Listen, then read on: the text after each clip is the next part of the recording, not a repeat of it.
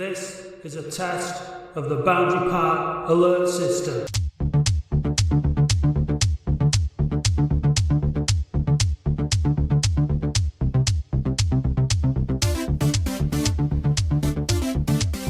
Okay, so I'm joined by Will Goff and Adam Keeley, who you'll know if you listen regularly are both members of Push the Boundary.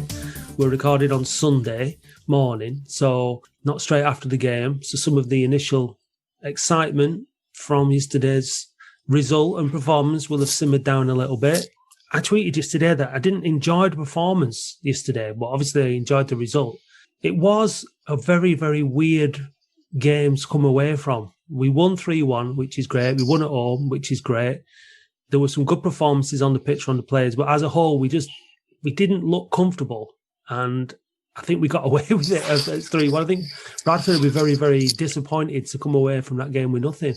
Yeah, I don't think we played that well. But to not play well and score 3 goals and win at home is brilliant. The amount of times that we struggle against poor teams, they bring us back down to their level and we end up struggling.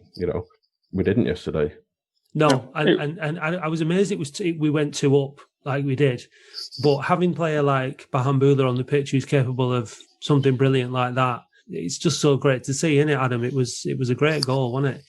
It's been such a long time coming for him, and he is one of those that likes to run at players and get past them. And I listened to the Bradford commentary yesterday just to see what they were suggesting, and they raved about him, but they were very critical of their defence as well.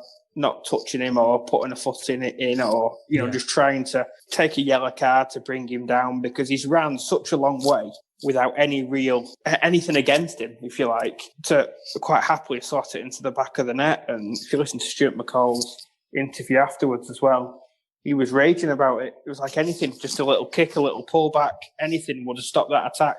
And it's just clever little things that I think we're bringing into our game like that's breaking down other teams' play, that's helping us. And Tanway's very good at that. He'll get little niggles in there just to break down any free-flowing stuff that the other team try to play. But no, Bahamboula's goal, he's got legs and people are scared of him, aren't they? That was the goal that I celebrated the most this season. I actually gave out a yes for him. I was so delighted for him to get the goal. So delighted that he was able to, like you say, from a defensive point of view, it was a disaster. He ran completely unchallenged. He turned the man in the box, slotted it home, no bother. And then did you see his little video that Latics tweeted? He looked chuffed to bits, didn't he? He really did. It was so nice to see, wasn't it? Yeah, thumbs up. He looked really, really happy, and I was delighted for him. And it's nice to see that side of a player as well, that human side of him. It does help us warm to them, doesn't it? Rather than them just being these little figures that are running around on the pitch on telly that we're watching every week. Yeah, definitely. It's like you say, it's a long time coming for him, and that's probably why he's playing at the level, playing with us. Because I like watching him. He's entertaining. You don't know what he's going to do. Most of the time, he's going to lose the ball, but a bit of fun watching him. And I suppose just if he was more consistent and he scored more goals, then he wouldn't be playing for us. That goal yesterday, I was shouting at him because, as you could see, it was like 3-on-2. And I think it was McElhaney over on the left, free. And I was shouting, pass it over to the left. He had loads of space and he just took it himself. It's like, oh, okay, yeah, fine, fair enough. Yeah, you don't mind if they do that, do you? The thing, sometimes and the way that we're set up and the way that we're playing, and I think this was the case yesterday, it doesn't seem to make much sense putting Bobby Grant down the middle for me, because I know Rowe was out injured and McElhaney on the left. McElhaney was having to do a lot of defending and tracking back, and Bahamboula seems to be out there and kind of on his own quite a bit. And I'd want to be seeing him and McElhaney linking up. You know what I mean? McElhaney out on the left was a waste for me.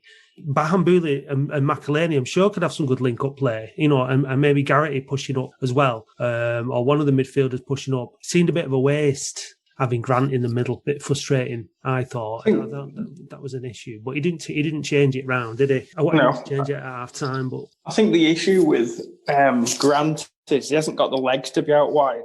Well, I think he likes to use him a bit more constructive. Yeah, was it against Sunderland in the middle when they had? I don't know if you watched it, but it was Barnett and Grant on the left, and they got murdered down that side. They did because, like you say, Grant wasn't able to get back and cover for Barnett, and Sunderland had a load of joy putting balls in.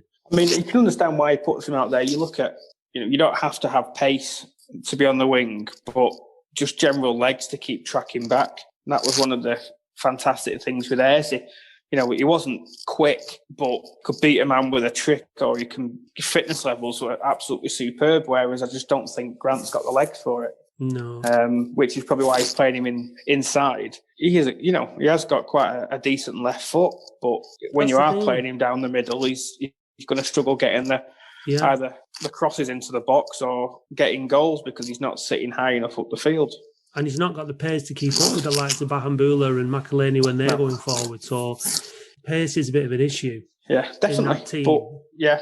I think he's working hard, though. I think he's putting his shift against in. him. He's doing his best. You look at how we play as a team. We seem to be a team that is the counter-attack team. That is how we play. And teams just can't seem to deal with it. And it's good and entertaining to watch. Like yesterday wasn't a brilliant performance. It was entertaining.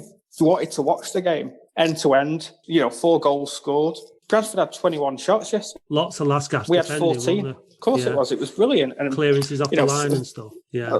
If it's entertaining and you're winning games, you can't complain. And for me, it wasn't a great performance, but it was a fantastic effort. Yeah, no, I thought that again, and I said this after the game against Cambridge, is they didn't leave anything out there. They worked really, really hard for each other. I'm a bit concerned that we've got 3 men in the centre of midfield and we keep getting overrun like we do. But those 3 midfielders defended resolutely on the edge of their box and threw themselves in front of everything. And it's a bit concerning that we are getting overrun like that. But I think that's just to do with. I think that helps with our counter play though, because obviously if they're overcommitted into our final third, then that gives us the freedom to press further up the field in regards to our counters. So it works in our favour, but obviously if we come up against a team that's disciplined like Tranmere, where if they nick a goal and hold it, we need to try and find different ways to break it down because the counter's not going to work. But if it keeps working, then happy days, keep going for it. Yeah, we were lucky though, weren't we? Bradford had a bit more in front of the ball yesterday. We would have been. Yesterday could have been 5-5, couldn't it? Yesterday. That miss by Donaldson. Oh yeah, shocking, horrendous, absolutely horrendous. It's one of those cliches, isn't it? You're down at the bottom and nothing goes for you. That's what you got the feeling from Bradford, who miraculously lost 3-1 and moved up a place out of the bottom 2 yesterday. Stevenage moved down into the bottom 2. So from our point of view, obviously we don't. At the beginning of the season, we were worried about being the first Premier League team or a former Premier League team to be relegated out of the Football League. But Bradford are in that position, aren't they? They're a big club, big stadium. Imagine Bradford being in non-league. Imagine some of those non-league teams going to Bradford, Valley Parade. I mean, it'd be terrible to see. I wouldn't like to see that at all. I think they're probably going to have too much based on what I saw yesterday for that to happen, but you never know, do you? Southend beat Scunthorpe yesterday, I noticed as well. Brought them a bit closer into the mix. So it's a funny old league. Anyone can beat anyone. It's going to be a lot of twists and turns before the end of the season, I think. Like you say, anyone can beat anyone, and you don't want to put anyone on accumulator because you don't know what's going to happen. No. It's one of those leagues, it's horrendous at the moment because the results just seem to be going all over the show, and we're 4 points off the playoffs and 11 off the relegation places. So it just shows you what this league's like. And of course it is. A couple of wins and you're out the other end, aren't you? Well, we were up to 12th at one point yesterday. We settled at 15th. Right. And the thing is, we've won 7 and we've lost 8. I'll be really happy if we beat Walsall on Tuesday night to be level 8, won 8, lost 8, and then we can start creeping up. Hopefully, the goal difference is down to -4, and hopefully, once we tip the balance in terms of wins to losses, we keep going in that direction. I mean, this is a massive week. If we can pull 2 results out of the bag this week, beat Walsall, go above them, beat Newport, get a bit closer to them, then going into the Christmas period, probably get Boxing Days now at home. Yeah, it'd be looking a lot different. Be looking good.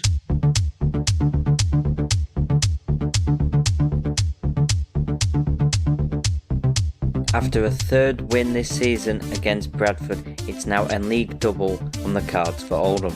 First up is the game at home to Walsall in midweek. Walsall came away with a home win against Bolton at the weekend, beating them 2-1. In their 17 league games this season, they have managed to score 19 goals, but have also conceded 19 goals. They currently sit 11th in the league with 24 points, which is just one more point than Oldham have. Their top goal scorer is striker Elijah Adebayo, scoring 7 goals this season. He is the man in form for the Saddlers.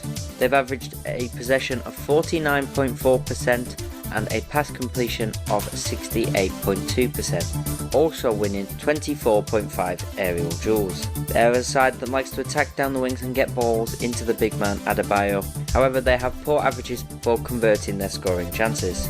The side has most commonly used a 4-4-1-1, with Holden and McDonald on the wings providing the balls in the box for Adebayo, who has Osadibe just in behind him.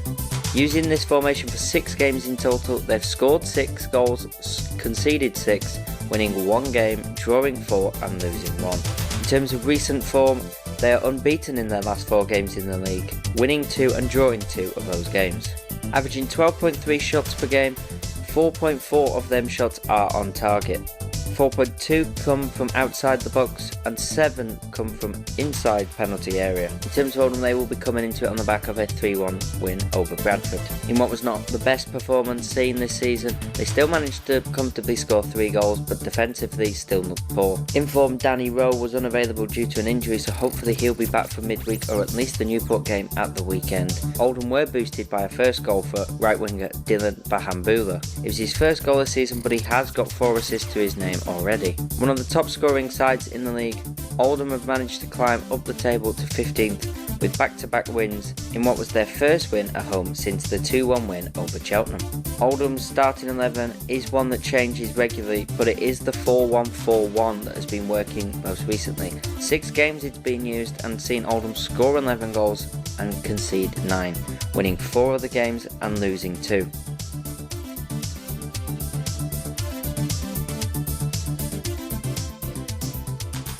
Disappointing that I don't know what the story is with Danny Rowe. I know he got injured against Sunderland. Didn't he get a knock the week before, and then he played him against Sunderland, and then he got another knock, and now he's out. He walked off the pitch okay when he got subbed on Tuesday. Yeah. So it doesn't look anything major. Hopefully it's giving him a week or so off. Yeah. Because obviously it's like you say, it's a busy period, isn't it, coming up? If we've got Burnley back and we've got McElhaney, Bahamboula, we've got all our striking options fit on over Christmas, that's going to be massive. Yeah, that's what I was just going to say then. It was really good to see Burnley back yesterday. You know, you can see when he's on the pitch, he wants to run at players. He's got the pace. Yeah. He's got the skill. And I was just thinking yesterday, you know, we were like 3-1 up and he was running himself ragged. And I was like, don't injure yourself. Just take it easy, lad. But he just doesn't want, he just wants to go for it. I'm not sure we'll have them all on the pitch at the same time from the start, will we? No, I don't think we will because of the formation that we play. Is it so? But I also don't think it's a bad thing to bring pace like Burnley off the bench. Whether you can keep him happy when he's fit and he's scoring, but by playing him off the bench every week, and maybe you'll have to rotate some of those players. I think Bahamboula and Burnley are both playing for that right hand side of the front three, aren't they? I mean, you got an excuse to leave Burnley on the bench most of the time with his injury proneness. Yeah, but he needs to try and just get over that early on, doesn't he? And if it means sitting out every other game or something, he's got to build up some immunity to his injury, and hopefully he can get rid of these little niggles that he keeps getting and get into the squad a lot more, because like Will says, he's got pace to burn. Well, he was scoring every game when he was playing earlier on in the season. Only got 4 and 4, didn't he? And then he was injured. And I mean, you look at the goal scoring charts. I did have it up. I haven't got it in front of me at the minute, but there's a lot of scorers.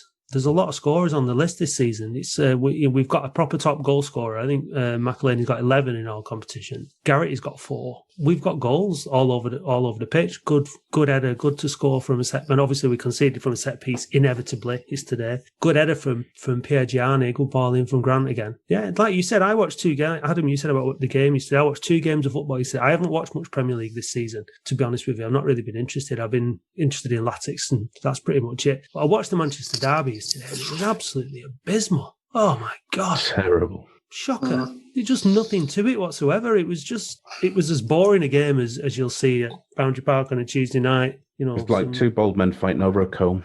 It was grim, wasn't it?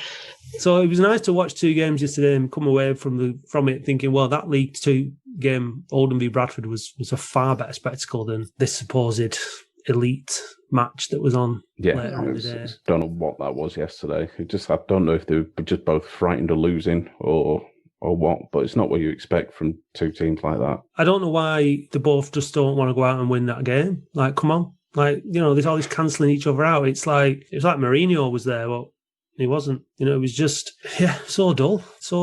But I don't really give a shit about that, to be honest. I'll tell you, it was good for me yesterday. Piergiani. I think there has been a lot of critics, and myself included, at the start of the season. If we're being honest, he was horrific. But these last couple of weeks, he's starting to show what he was like last year. Bodies on the line, winning last-ditch tackles, headers, giving us an outlet from set pieces again. So fair play to him. He's starting to show that he can be a captain, and hopefully he can progress from there, because last couple of games I think he's been really good. Yeah, his best game for a long time, that yesterday. It needed to be, didn't it? Because they did put us under a lot of pressure, didn't they? There was a lot to defend yesterday. Similar to Exeter game, he was throwing his body on the line there as well, and I think that was his first game. They thought, this is what he was like last season. So it was nice to see that we're getting a bit of continuous performances that are of good quality from him. It was good to see. It was a nice interview. Still conceding, though. Well. Still conceding, no clean sheet. To be fair, I'd take no clean sheets all season if we keep winning. No, definitely. It doesn't matter, does it? As long as the only thing is, if we end up in the playoffs, your goal difference can count, can't it? So we need to obviously keep winning games by a decent score, by a decent margin, to try and get that goal difference up if we do end up towards the playoff direction. But obviously, it's a long way to go before then.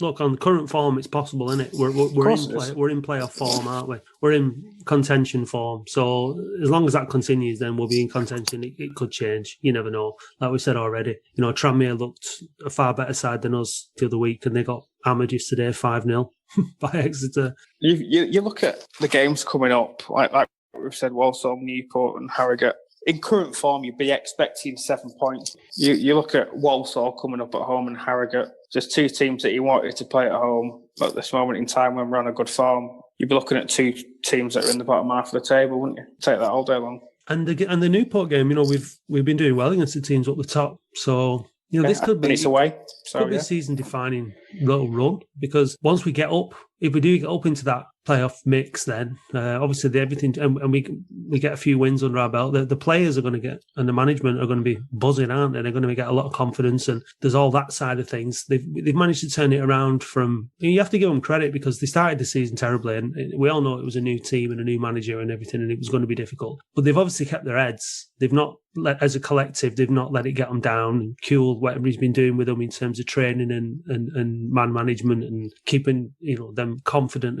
They've turned it around. They really have, and you've got to give them a lot of credit. And hopefully they can continue to do it. But you've got to hold your hands up and say well done to them all, because they've really flipped it. Now all they've got to do is beat Walsall, and we're 1-8, lost 8, like I said earlier on, and then we can start feeling really good about things, because it'll look a lot better on the table. I think probably still need a bit more confidence. One of the things yesterday I noticed that when we were through on goal a few times and the confidence wasn't there to take a shot. Like a few times we tried laying it off to other players to finish it. Bahamboula had a chance where he controlled it and probably should have had a shot, but unselfishly trying to give someone else a goal, and it didn't come off. So I think if you build on that confidence from yesterday and they start taking more shots, just going to improve it even more. McElhaney and Burnley were doing that for each other towards the end, weren't they? And it was nice. It's nice to see in a way. They were certainly McElhaney had a good opportunity, and he tried to give it Burnley. Obviously, wanted him to score on his return when McElhaney really should have at least had a shot on goal. Maybe Burnley would have been there to follow it up and score anyway. But so it's nice to see that in that sense. Although you want to see your top scorer being selfish in that situation and having a pop himself, it does give you a feel of the camaraderie and the wanting to do things for each other, which is nice to see. So look, if you think about some of the conversations that we had at the beginning of the season when we came on this podcast, rightly so, we were very, very worried about what was happening. No one is suggesting that everything is perfect, but things on the pitch have turned around significantly since the beginning, haven't they? And it's really good to see. Every Oldham supporter will still support the team on the pitch. If things aren't going right off the pitch, then that's a completely separate issue. You look at the likes of Blackpool and Charlton, they've had success on the pitch, but not had owners that they were happy with. So you just got to keep an eye on things that are going on off the field to make sure things are being done in the right way. And that's hopefully what we're doing as push the boundary. But in general, when we're winning games, then the lads get full support completely. It's such a big thing now that with everything that's happened in relation to COVID, we've just had a payout from the EFL in relation to the bailout, which is only 235,000, is it? Which obviously isn't a lot of money. Just need to ensure that that's used wisely for players' wages and things to keep this group happy, to make sure that we are looking in the right direction come April time. It'd be interesting to find out from Carl and the club how the recent performances on the pitch is affecting the iFollow revenue, and if that's steadily creeping up. You'd expect that it is, as we're winning games. You'd expect more fans to be tuning in. Definitely yesterday, I got a real pang to be at Boundary Park. Like, for the first time, like, in a while, it was like really kind of like, I actually miss being there, and I want to be there. I want to be, as we're desperately clinging on and it's getting scrappy, and we're making all these last gasp tackles and stuff. And yeah, it just looks, I wanted to be there yesterday, and it's because it's been a while now, isn't it? I mean, God knows, I can't even think when the last time I went to a football match was now. It's bloody ages. I mean, for everybody, it's been a long time, but, there is that kind of, as things pick up on the pitch, you want to be there more, don't you? Obviously, it's just natural. Of course it is. I think they're saying at the moment possibly Harrogate might be the first game, depending on what tier we're in. The tiers get looked at. I think it's the 16th. I think that's the same day that or 16th or 17th, we're meeting Carl. So just in relation to your iFollow thing, we can ask that question then. All being well, fans back in at Harrogate, and anyone who hasn't got a season ticket who can't get in can still follow an iFollow. So hearing a crowd, an actual crowd rather than crowd noise, might give you that desire again to get back. And so they were advertising for stewards this week, so obviously looking to get prepared for that. So yeah. One thing I've seen from this week, a lot of people on social media not happy with Lawler. What's everyone's thoughts on Lawler as a keeper? I'm not quite sure why they wouldn't be happy with him. I think he's doing all right. I mean, I'm surprised by it, which is why I was just asking the question. I mean, I know that he's faced some of the most shots than any other keeper, obviously, because our defending's not been great and we've let a lot of goals in. I don't think that there's that many goals that I can think of off the top of my head where I'd be blaming Lawler for it. Like like a Zeus situation where you were like, every week it was like you could put the keeper at fault. But when he was throwing him in his own net. Yeah. Even, what was he called? Johnny Dickfingers, what was his name? Placide. He was every bit of a cult hero, but he had mistakes in him on left, right, and centre, didn't he? And I think Lawler, if anything, he's a bit suspect sometimes with his punching and catching and commanding the box. But for me, though, if he didn't have the issue with his catching and his punching, he wouldn't be in this league, because his shot stopping's far better than many keepers in this league. And it's been a while since we've had a keeper who's just pull off some of the saves that he has, and he has had a good season for me. I think so too. Yeah. Sometimes his kicking can be a little bit suspect, but again, if he was an all-rounder, he wouldn't be in this league. He'd be League One or above, wouldn't he? So he's here to get confidence, get games, and improve, isn't he? Of course he is. Yeah, I'm happy enough with him, and just having I hope he stays fit, and because it's really important to have the same goalkeeper that your defenders have got confidence in. So yeah, I've got no problem with him at all. It could be a hell of a lot worse. Yeah, I think Lola's okay. I don't think he's amazing. I don't think he's one of the best that we've had for a while. But like you say, I think for this league, he's one of the better. Yeah. And he wouldn't be playing with us if he was better. Like I said last week, we were talking on the podcast last week about getting players under contract now for next season, planning for next season. Obviously, there is the potential that next season we could be playing in League One. It could happen on current form. We could finish mid-table. We could finish down towards the bottom. Those are the three options. It could 17th. Yeah, exactly. We could just finish 17th. I think it's tradition. We never know. But there's definitely some players in that team that need to be signed up and kept on. And at least if someone's going to come in for them, then we get a good fee for them. January's going to be interesting. So that we can build for next season. Kuhl's going to be here next season, it looks like. Unless he decides to leave for his own personal reasons or whatever. But, that's another thing I think that they need to do. They need to decide at some point this season that they want Harry Kuhl. They need to give him a longer contract, and they need to be looking forward over the next 2 or 3 seasons with a coach and a spine of what we've got now, especially while things are optimistic and while everyone's feeling good. I mean, obviously there's the financial implications and all the rest of it for the board to decide. What do you guys think about that? Yeah, like I said, I think January is going to be interesting. Whether we keep hold of all of the players that we've got. I think there's a chance with McElhaney scoring loads of goals, with Dearnley scoring when he plays. Other clubs might be sniffing around. And I still think as well we probably need another decent midfielder, someone with a bit of creativity and maybe a bit of experience, but we're still doing okay. How long's McElhaney on? What contracts he got? Was it just a year or was it just more than that? Yeah, just a 1 season. I don't think there's any extension on that one either.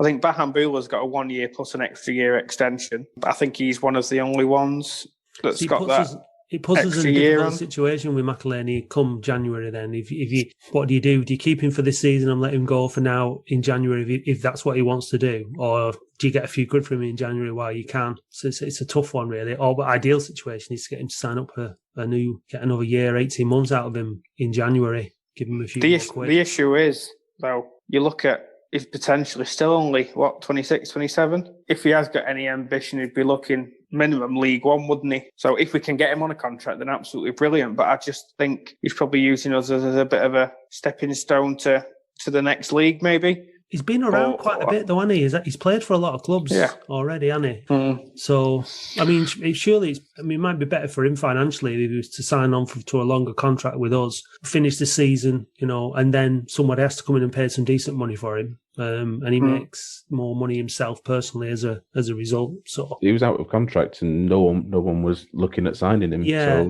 So sometimes you've got to repay the faith that people have put in you. And also, sometimes you've got to stick with what's working for you as well. You're in a team where you're getting goals. Sometimes players are in a bit too much of a rush to go off and think that they can do it here, they can do it anywhere, and that's not the case. So I mean, it's a bit of a different level, but you look at a team like Eintracht Frankfurt. They had 3 great forwards. So they had Aller, Jovic. They're all playing really well and scoring. They've gone off to like Real Madrid, West Ham, AC Milan. It's not really worked for them. They're not playing. So players need to look at it sometimes and think, do I go somewhere for a bigger fee or for a bigger team where it might not work, or do I stay where it is working and enjoy what I'm doing? Yeah, and that's all down to like what's happening in the dressing room, the team spirit, how much they want to stick with the lads that they're playing with, how much they want to stick for the coach that they're playing for, how much money the club are going to give them to stick around, all these things. Look, the lads, AL and Mo are agents, and so you think that, well, they're not got a good track record, have they? But keeping older players and working out contracts for them and keeping them happy should be what they're good at. So this is time it should be, yeah. But this is the time for them to earn their crust, because they do need to keep this is the first time in a long time, regardless of what level we're at, where we've had goals in the team, where we've got a good attacking options, and it's been a long time coming. And everybody always says that's the trick, that's the real difficulty of getting out of any league, is having the goals. You might be reasonably solid at the back and have a decent midfield, but you've got no one up top. So we're in that position now where get the other things right, like you were saying, like a bit more creativity in midfield and a little bit more solid at the back.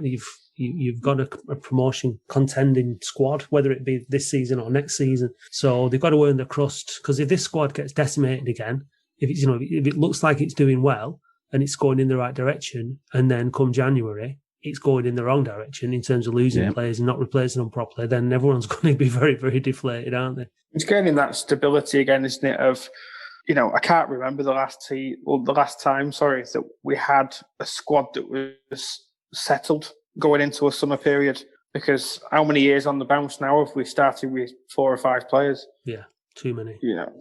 It's just we need that stability, and if these players seem to be working well together, keep them. Put them on longer deals and let's build something. That's what fans want. Fans want that stability. They want that. They're starting to be able to associate themselves with Rowe, McElhaney, Bahamboula, players that they like and they want on the back of the shirt. I think a lot of this starts with the coach. I think they've got to get the coach in place for a bit longer so that the players can, if they're enjoying working with him and I'm here, you're part of my plans. That gives them confidence, doesn't it? And we've just not had that because the coaches don't hang around long enough. I know that there'll be some people who still haven't warmed to Harry Kuehl or whatever, but like consistency and stability at this stage is the most important thing. I think everyone was sceptical of Keel, weren't they, when he first came in? I mean, his record at Crawley was all right, wasn't great. Record at Notts County was awful, but he's come in, started off quite tricky, and since then things have really improved, and he's got to be given credit for that. So I don't think, if any supporter was generally honest with themselves, I don't think many people give him time, but obviously he seems to be turning that around slightly, so fair play to him. I mean, I'm still not sure about him, but like you say, we gain nothing by keep changing the manager every 5 minutes. Oh, I'm not saying he's going to be here forever and he's going to get us promotion and stuff, but on current form, compared to where we were, like we were saying at the start of the season on these podcasts, that everything was doom and gloom. At the moment, things are going in the right direction. So, you've got to give that praise where it's due, but, that's got to be a continual thing now, hasn't it? Yeah, yep. Time will tell, won't it? We'll find out soon enough whether or not. You know what? I've been saying on the podcast, you don't want to get carried away, but at the same time, you have to let yourself enjoy a little bit of success on the pitch, because it's few and far between, and you've lost all joy and reasons to support a club if you can't do that. So there's definitely some enjoyment, and you have to let yourself get a little bit, let your imagination run away with it a little bit. And what if this works, and what if Harry Kewell is the man, and what if we can do this, and what if we can do that? Because reality will come round and bite us on the arse soon enough, won't it, at some point? So it always seems to with Latics, doesn't it? Yeah, I mean, we could have a Merry Christmas, and I'd really would like that, because Christmas period is always cack. We never do well over Christmas, and so we're going into Christmas with some form and some cheer. It would make a big difference this year to start. I mean, we're playing Bournemouth, aren't we? They're second in the Championship. They put 5 away at the weekend. They're going to be a tough. They're going to be a tough one. But if we can go into it with some confidence, and it's on telly, it's on BT, so they're all there, aren't they? All games BT are being televised. Sport Extra 8 or something. 6, yeah, something like that. And the depth. Clearly just made that up, haven't they? Yeah.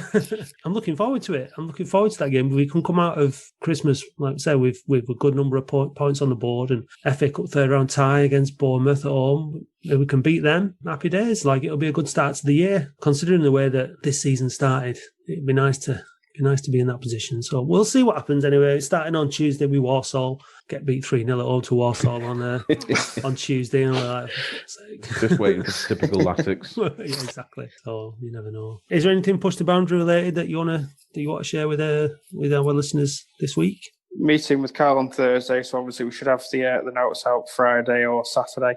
Obviously, if there's anything in our meetings with Carl that you want us to ask, by all means email us. Or go to the website. Shirts are still on pre-order, so if anyone wants to order the shirts, they need to be paid for by the 4th of Jan. We need 50 payments for the shirts before the order can be placed. So obviously we've already had people saying, I'll have one, but until payment's received, then obviously the order for 50 won't go through. So just need to make sure everyone gets their orders in and payments by the 4th of Jan to make sure everyone gets the shirt that they want. Good stuff. Right. So it's Sunday, lads, so do whatever it is that you're doing on Sunday. Adam, that's working for you. Will? It is. I should imagine you've got a fine cut of meat in there that you'd be prepping, sticking in the oven. Maybe, yeah. A couple of ciders, that kind of thing. Some leftover pizza. Oh, lovely. Lovely. Right, enjoy the rest of your week, lads. Nice to talk to you. All right, Jed, speak to you soon. All the best.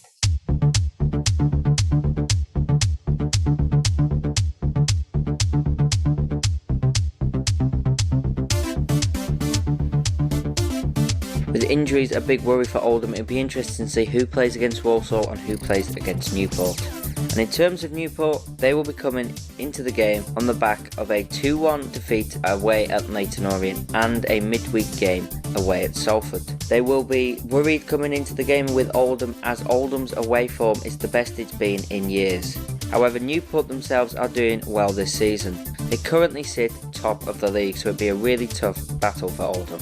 In the 17 games this season, they've scored a total of 27 goals and conceding only 15, averaging 52.6% possession and 72.4% pass accuracy. They're also boosted by their 23.5 aerial duels won per game. They also have 2 top goal scorers, with Patrick Ammond and Scott Twine both getting 5 goals, and Twine is a young attacking midfielder who's also got 5 assists to his name. They've also showed barely any weaknesses this season, being fantastic from set pieces, on counter-attack, getting down the wings, getting balls into the box. They've been a really good side, and they have been using a 3-5-2 and have used this formation for 11 games. They've scored 17 goals and conceded 10 using the 3-5-2, seeing them win 8 games, getting 1 draw and losing 2. The loss against Leyton Orient was their first loss in 7 games, but it does still see them top of the league as they are 3 points clear of second place Cheltenham. For Oldham, the game against Newport, even though they are top of the league, is probably the more winnable, considering the fact that Oldham's away form this season has been far superior to the home form. Walsall are also on impressive form as well as Newport, so it will be a really tough game, but if Oldham can get 3 points from the possible 6, it will see them move further away from the relegation zone and really motivate fans, with a possibility of even jumping up as high as 9th.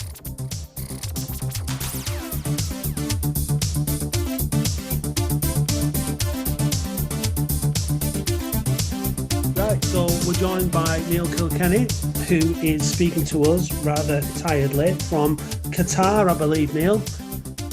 Yeah, Qatar, here to compete in the Asian Champions League, which is obviously the equivalent of the UEFA Champions League, now playing in Australia. So it's exciting times. It must admit, it does sound exciting. It sounds more exciting than Crawley or, some of the other glamour ties that we have in League Two. It must be very different kind of lifestyle and a very different... Is it a different game as well? Give us a lowdown of what it's like playing in Australia and in Asia. Yeah, it's definitely a different way of life over in Australia. Obviously, coming through the youth teams, when I was at Arsenal, obviously Birmingham, and then going on loan to Oldham, fantastic experiences. But I'll probably be honest with you, I probably should have left the UK maybe at the age of probably 27, 28. I think the style of game probably would have suits me abroad better than in the UK. In the UK, it's a very fast game. It's a bit like basketball, and balls in the air a lot, and it's picking up second balls. And, that's maybe why I believe England over the years have really struggled in international football, because technically the players are good, but they're used to it to be a very hustle and bustle game. Like I said, second balls, putting the ball in the channel, and when you go abroad, it's actually different. People say the Premier League is the best league in the world, which I believe it's the best. It's the most entertaining league in the world because it's so quick and so fast, but technically and tactically, maybe not. Yeah, and I guess there's a difference between watching the game and playing the game as well, isn't there? From a footballer's point of view, it's very different when you're immersed in it and you're involved in it, and you're a kind of player that wants to get on the ball a lot. Very frustrating if that's not the case. Yeah, no, definitely. Obviously, myself playing in midfield, you find yourself. I found myself in the UK throughout my career, maybe making passes of maybe 30 to 50 games, 50 touches of the ball 30 to 50 times. But now I've come abroad, I see myself touching the ball maybe 70 to 80, maybe 90 times in a game. So because they play through the thirds a lot more, which obviously in the UK, a lot of the time they don't play through the thirds, they play over the middle third and get the ball forward, and then it's sort of like pick up the seconds and then play in the final third and try and create something, which is frustrating for a player like myself, but through experience, I've noticed that more and more. So obviously, when you're young, the be-all and end-all is English football. So, but like I said, the more experience you get, the more you realise that there's a lot more out there in the whole world of football. I guess having more touches of the ball as well, does that kind of put you under less pressure to make that killer pass? If you've got, you're only having 30 touches, is that tendency in the UK to sort of try and make that killer pass? Whereas, when you're touching it twice as many times, you perhaps feel like you can feel your way around the game a bit more. Yeah, definitely. And as footballers, you want the ball on the floor. And I'll be honest with you, I really enjoyed playing under Brian Talbot when I was there, because a lot of managers, when the ball would get dropped down in midfield, especially in them leagues, the manager would just basically tell you to hook it on. And when I went in there, I sort of refused. That the player I am, I tried to tried to refuse not to just hook it on. I tried to bring it down and pass the ball. And Brian Talbot helped me along the way with that. And I really appreciate him because he gave me my first opportunity in professional football. Well, yeah. So you joined. You went Arsenal originally, weren't you? And I think was that around '97, I think, or something like that. So yeah. I was actually having a look at who was in the Arsenal squad at that time, and you've got the likes of Vieira, Petit, Ian Wright, Nicholas Anelka, Dennis Bergkamp, Mark Overmars. I mean, was there much mixing with the training in terms of that, or did you get to actually sort of train with them, play with them as much? Or obviously at that particular time I was very young. Obviously the older I got, there was obviously Gilberto, Vieira was still there, Thierry Henry, Robert Perez, but to be honest I didn't really get much exposure with them, and it got to the point at the end of 17, around my 18th birthday, I had a choice really to look at it and thought to myself it was going to be hard to get in the first team. And obviously at the time, Arsenal weren't bringing through youth team players because they had world-class players in their team. So I had to make a decision for the better of my career. And it was I would probably say that one of the best decisions of my career was to leave Arsenal, in the sense of, I played with a lot of good players there, maybe some players that were better than me, but they didn't get the opportunities at the right time. And luckily I left and went to Birmingham, and I got an opportunity to, I done well in the reserves, and then got an opportunity to come on loan to Oldham, and then it's basically sink or swim. And luckily, I had a positive effect on Oldham Athletic. Well, absolutely. Yeah. You joined us in November 2004, didn't you? And I think your first game was it was the Barnsley game, wasn't it? I remember this game at home, and we beat them 3-2, and we were 2-1 down after 90 minutes. I remember there was just I think it was either two long throw-ins or it was a long throw-in in a corner, and we looked dead and buried, and then all of a sudden, bang bang, and it was a 3-2 victory. So, and then I think the game after that was Bradford away, and I think you scored 2, didn't you? Yeah, I remember obviously coming on in that game. I didn't start that game, which I was really disappointed, because that was one thing that coming as a youngster and wanting to play, and I was gutted that I wasn't in the team, but I was on the bench and I tried to make an impact when I come on, which I felt I did. And then obviously Brian Talbot started me against Bradford the next game, and really it was a dream debut. Really, scored 2 on my debut and went from there. Yeah, you must at that stage you must have been thinking this league football is a bit easy. Two games, 2 wins, 2 goals. No, listen. Well, I remember stats on the pitch at Bradford before the game, and just thinking to myself, this is your time, really. You've got to back your ability and show how good you are. And luckily that day I did. And like I said, it went on from there. And football's a tough sport. So every day someone's looking to take your spot. And so I had to prove myself over and over again. And I've tried to do that throughout my career. I think you kind of epitomised how the loan system benefits everybody, because you came in and just, you got the experience you needed. You made a big impact to the team. It lifts the supporters. It's just great to see somebody come in who's like, yeah, this player is better than what we've got. He's a talent, and you come in and you make a difference. And fans love that. And I always think that the biggest compliment you can get from fans is when, as a loan player, it doesn't feel like you're a loan player. You feel like you're one of our players. I think that's how it felt when you were in the team. Do you know what I mean? Yeah, no, like I said, I really enjoyed it. I had Sean and Christine Nolan that I was in digs with as well. Obviously, being so young, I went into digs. So I lived with the family, Christine and Sean Nolan. They were big Oldham fans, and they made me part of their family. And I still speak to them and in touch with them to this day. They have kids around the same age as me, and they made it really easy for me to enjoy life off the pitch as well, because they made me part of their family. And like I said, they're still part of my family. My family now, even myself now, I'm in Australia, but they still meet out with my parents and stuff like that, and they're fantastic people. And it was just obviously my experience at Oldham, but to meet such great people like them, and some of my really good friends are still Oldham people. They all live in Royton and stuff. So when I get my opportunity, I do get back there to see everyone. And yeah, the people in Oldham, fantastic people and really welcoming. That's nice to hear that, Neil. Have you been keeping an eye on what's been going on at the club recently? Obviously, I keep an eye out for Oldham.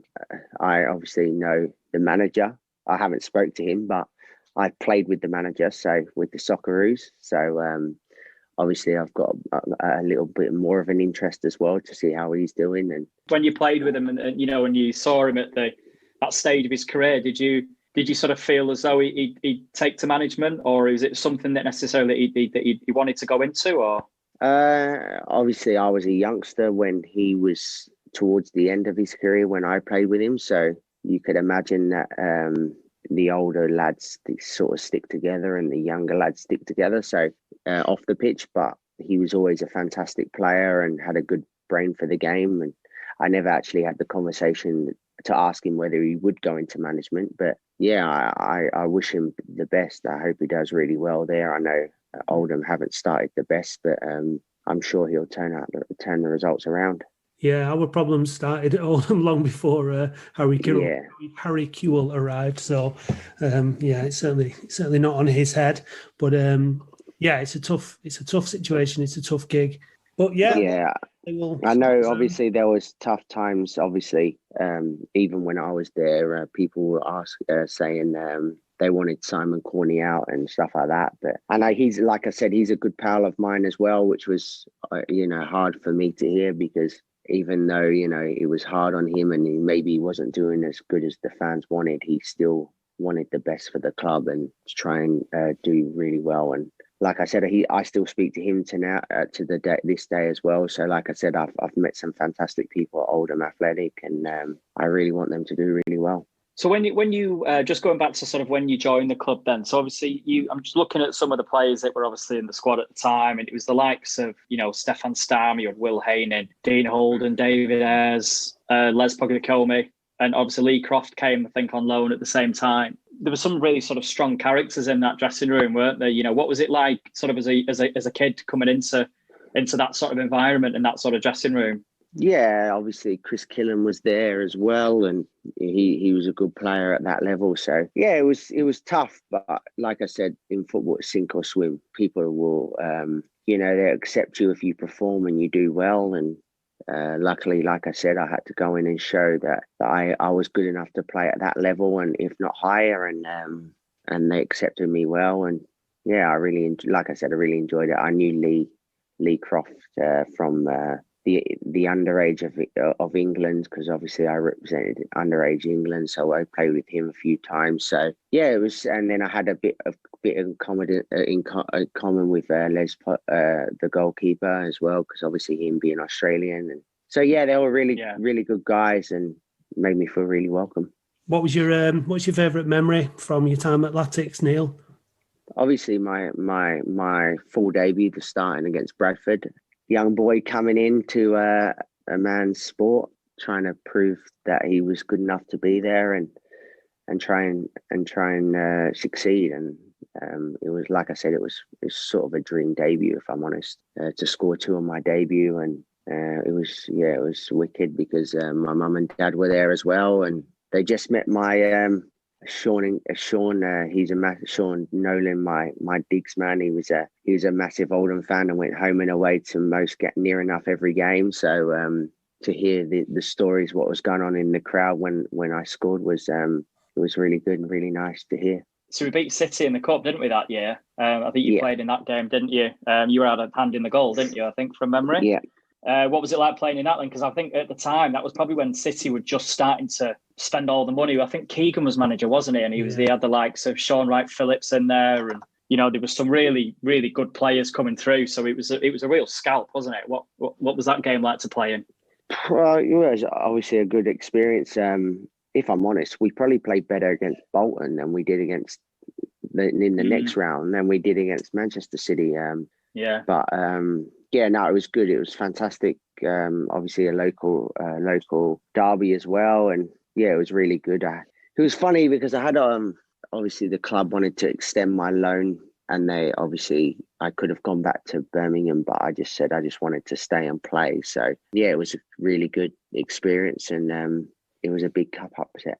It was a great day for us, Neil. I can tell you. It means, to fans like fans for clubs like Oldham who don't get much in the way of joy and to beat City, because I've got loads of mates who are City fans, and and we had a really good day out in Oldham after, and it was just brilliant. It was a really good day. And Boundary Park as well it's the sort of place when it's full as well. It creates such a vibrant atmosphere, doesn't it? Really good atmosphere when you've got everybody singing. You're obviously really close to the pitch, and obviously fans are on your back. And it's just, I think it's a really intimidating place to go when everybody's in and everybody's up for it. And I think we obviously were that day. And then obviously it's very cold as well, and the changing rooms aren't as nice as the Premier League the ones that they're used to. So it's not nice for them to come. Obviously, I've been on the other foot as well when I was obviously at Leeds playing in FA Cups as well. So it was bouncing that day when any stadium, but obviously Boundary Park it's full and bouncing. It was brilliant. And so they did extend your loan, didn't they? And then the next month, Brian Talbot got sacked, didn't he? And Ronnie Moore came in. It was disappointing for me for Brian Talbot to go, because obviously I had such a really good relationship with him. Obviously, and bring him into the club and give him the opportunity. Unfortunately, I lost touch with him, but he was a great guy to me on a personal note. And obviously, Ronnie Moore come in. He got the job done that he needed to do, keep the club in League One at the time. But like I said, I didn't really enjoy it as much then, because it was sort of like back to front football, miss out the middle third, go straight up to the front man and pick up the second balls, which, like I said, I didn't really enjoy. And I should have probably left the UK earlier to pursue other opportunities, because I think I would have been, I'll be honest with you, probably more appreciated in other countries that want to play through the thirds. You really are at the mercy of the manager, aren't you? You can fit 1 minute, and then the next minute, you just you could potentially be a spare part, and you can have a really good relationship. We were talking to Tony Cars last week, and he was telling us about the relationship that he had with Mick Wadsworth, and how Mick Wadsworth seemed to just want to sort of challenge Tony and make his life difficult for whatever reason.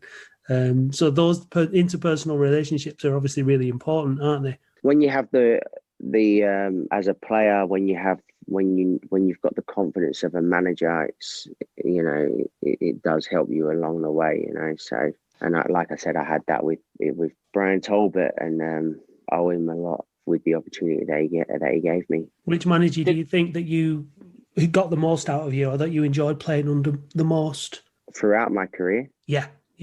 Obviously, people will look at Simon Grayson because he signed me twice, and I was successful with him. When the pressure hits, it's a lot of managers can go against playing through the third. So, like I said, I enjoyed, probably my most successful time was with Simon Grayson at Leeds, and then at Preston, more so at Leeds.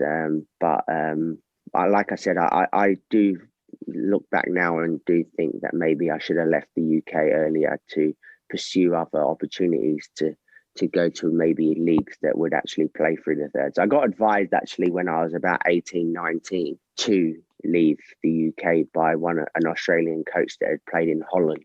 And he told me that you should go to abroad and play at one of them countries because you'd be appreciated more because they'll play through you instead of over you. But at the time I was doing well. I think I was playing at Birmingham. I think I must have been 19. I was playing at Birmingham. I was playing Premier League football. So I was like, I don't know what you took. I was thinking to myself, well, I'm playing Premier League football. But looking now through experience, I understand where he was coming from. Yeah, hindsight is 2020. Do you think you've got a longer career on the pitch as a result of the move that you've made now? Do you think you'll be able to get a few more years out of yourself? Definitely. My aim is to play till I'm 40, probably as fit as I've ever been. I'm 34 now, nearly 35, but I'm really enjoying my football. Living in Perth, I've got 4 kids, and the lifestyle is fantastic. So, you never know where football will take you, but I definitely want to play as long as I can.